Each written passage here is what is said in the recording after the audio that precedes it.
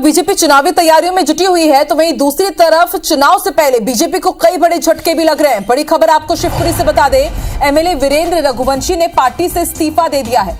कोलारस विधानसभा से विधायक वीरेंद्र रघुवंशी पिछले 3.5 साल से ये उपेक्षा का आरोप लगा रहे थे पार्टी के ऊपर। टिकट कटने की इनकी आशंका जताई जा रही थी। पहले कांग्रेस में थे, बीजेपी में आए और अब ये भी संभावना है कि शायद ये कांग्रेस का हाथ एक बार फिर से थाम सकते हैं। तो कोलारस विधानसभा से एमएलए वीरेंद्र रघुवंशी ने बीजेपी को बड़ा झटका दिया है। बीजेपी की सदस्यता से ये इस्तीफा दे रघुवंशी ने बीजेपी को बड़ा झटका दिया है। बीजेपी की सदस्यता से ये इस्तीफा दे रहे हैं।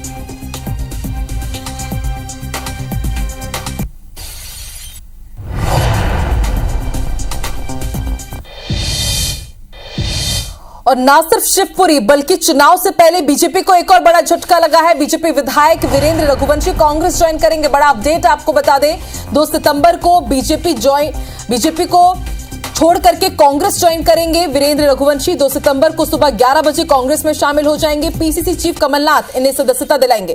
कोलारस से बीजेपी विधायक वीरेंद्र रघुवंशी, जिला पंचायत सदस्य प्रभुदयाल खटीक भी कांग्रेस में शामिल होने वाले हैं। अनीता खटीक भी कांग्रेस में शामिल होंगी। मध्य प्रदेश के इस वक्त की बड़ी सियासी हलचल से अपडेट आपको कराते, चुनाव से पहले बीजेपी को बड़ा झटका लगा है। बीजेपी विधायक वीरेंद्र रघुवंशी ने पार्टी से इस्तीफा दे दिया है और अब वीरेंद्र रघुवंशी 2 सितंबर को कांग्रेस ज्वाइन कर लेंगे।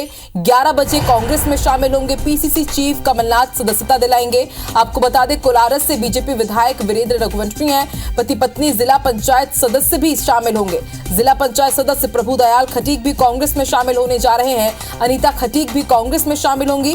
प्रभुदयाल और उनकी पत्नी अनीता प्रभुदयाल जिला पंचायत सदस्य हैं। इन्होंने भी कांग्रेस का साथ देने का फैसला किया है वीरेंद्र रघुवंशी के साथ। आपको बता दें, कोलारस से बीजेपी विधायक है वीरेंद्र रघुवंशी और अब ये कांग्रेस का हाथ थामने वाले हैं। हालांकि 10 साल पहले ये कांग्रेस में ही थे और फिर से इन्होंने बीजेपी का दामन थामा था, लेकिन अब फिर से ये कांग्रेस के होने वाले हैं।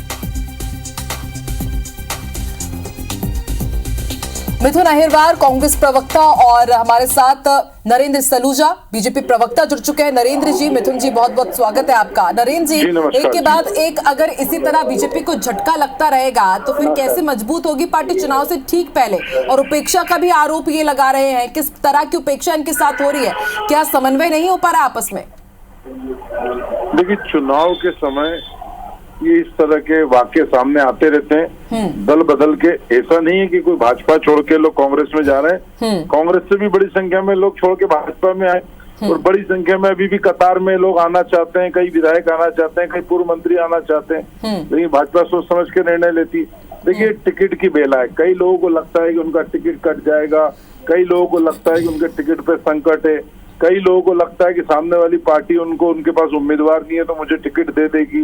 तो इस तरह का निर्णय लेते हैं। वीरेंद्र रघुवंशी जी की आपने बात सुनी होगी, उन्होंने कहा भाजपा अच्छी पार्टी है, लेकिन उनकी कोई व्यक्तिगत परेशानियां, कोई निजी मसले हैं जिसको लेकर उन्होंने निर्णय लिया। और पहले भी कांग्रेस से ही आए थे वो और वापस कांग्रेस में चले गए। अब ये कहना कि कोई भाजपा और वो जितनी बातें जब आदमी दल बदल करता है तो उसको सामने वाली पार्टी एक स्क्रिप्ट लिख के देती है, वो स्क्रिप्ट लिख के पढ़ता है, वो पढ़ ली उनने, भ्रष्टाचार और तमाम तरह के आरोप लगा दिए।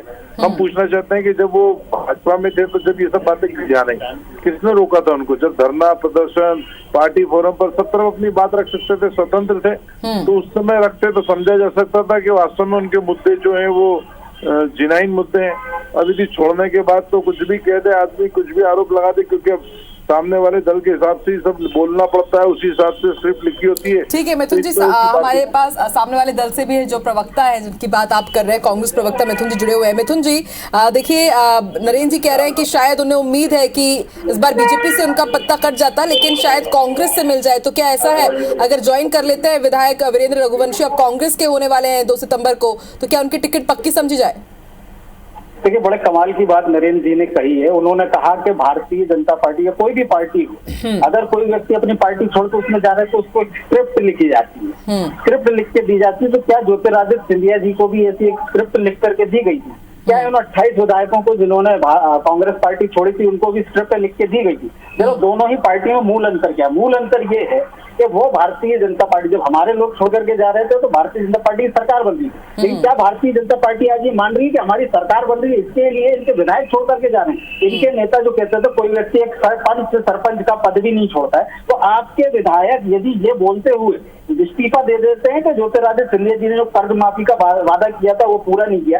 इन्होंने कहा शिवपुरी जिले के इनके प्रभारी मंत्री ये कहते हैं मंदिर में भी प्रसाद चढ़ाते हैं, ये उसी तरीके से नेक है, रिश्वत को इन्होंने जेन्युइन कर दिया। ये बोल करके अगर वो इस्तीफा दे रहे हैं, आपकी प्रदेश कार्यकारिणी समिति के सदस्य हैं वो, मतलब ना आपकी सरकार ठीक से चल पा रही है, ना आपका संगठन ठीक से चल पा रहा है, तो इसको लेकर के आप कह रहे हैं स्क्रिप्ट आपने लिख करके दी थी ज्योतिरादित्य सिंधिया जी को। कांग्रेस ने उनको एक स्क्रिप्ट लिख के दी है, वो स्क्रिप्ट उन्होंने पढ़ी, यदि उनको मंत्री से नरेंद्र जी, लेकिन मिथुन जी भी तो यही सवाल उठा रहे हैं ना कि जब कोई बीजेपी ज्वाइन करता है तब क्या उन्हें भी कोई स्क्रिप्ट दी जाती है? हमारे वहाँ ये काम नहीं है, ये काम कांग्रेस में आपको है ना, कांग्रेस स्क्रिप्ट लिख के देती है, बाकायदा स्क्रिप्ट लिख के देती है कि आपको किस पे आरोप लगाना, क्या कहना।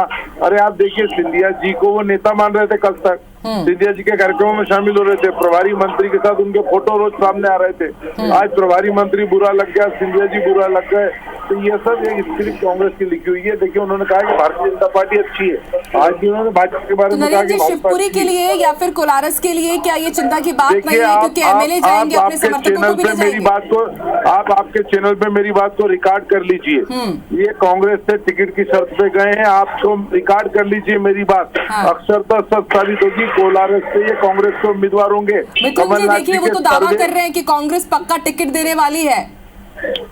देखिए भारतीय जनता पार्टी के लोगों को अगर ऐसा लगता है कि वो टिकट देने वाले तो उसको रोक ले, तो आप टिकट देते तो किसने मना किया? आपने 39 उम्मीदवारों की सीट जारी की, आप उनका नाम डाल देते। लेकिन आपका मानना है कि आपके विधायक होने के बाद भी यदि वो काम नहीं कर पाए, आपकी ऐसी सोच है, तो उसमें कांग्रेस पार्टी की क्या गलती? वो तो कह रहे हैं सीधे सीधे कि ज्योतिरादित्य सिंधिया ने आपका वादा जो है वो पूरा नहीं किया, सरकार गिराते समय जो वादा किया था वो पूरा नहीं किया, तो इसमें क्या गलत बोल रहे हैं? आप वो वादा पूरा कर दीजिए, हो सकता है वो वापस आ जाए, तो अपने वादों पर। बिल्कुल मिथुन जी, नरेंद्र जी देखिए समय के साथ ये साफ हो ही जाएगा कि कांग्रेस के तरफ से वीरेंद्र रघुवंशी जी को जो अब कांग्रेस के होने वाले हैं टिकट मिलता है या नहीं मिलता है। नरेंद्र जी तो हालांकि दावा भी कर रहे हैं। बहुत बहुत शुक्रिया नरेंद्र जी, मिथुन जी, लेकिन आकलन की जरूरत वाकई है कि चुनाव से पहले जो दल बदल किया जा रहा है, जो पार्टी का दामन छोड़ा जा रहा है, क्यों क्या कमी रह गई, आकलन की जरूरत तो वाकई है। बहुत बहुत शुक्रिया नरेंद्र जी, मिथुन जी हमारे साथ जुड़ने के लिए।